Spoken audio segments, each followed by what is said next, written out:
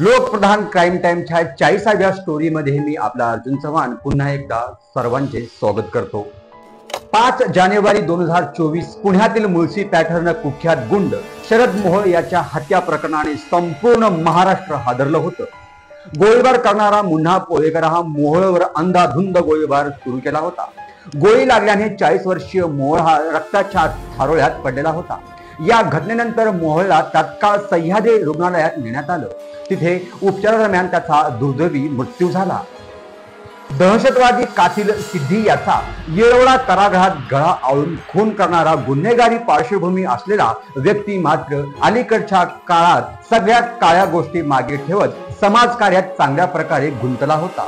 मोहोळ यांच्या पत्नी स्वाती मोहोळ यांनी देखील अलीकडेच भाजप नेते चंद्रकांत पाटील यांच्या उपस्थितीत भाजपमध्ये प्रवेश केला होता। अखेर आपल्या लग्नाच्या वाढदिवशीच टोळी युद्धातच मोहोळची हत्या झाली। टोळी युद्धाची सुरुवात का झाली आणि या टोळ्या का निर्माण झाल्या, मुळशी पॅटर्नचा रक्तरंजित इतिहास आज आपण जाणून घेणार आहोत। शुक्रवार दिनांक 9 फेब्रुवारी 2024 रोजी रात्री ठीक 8 वाजता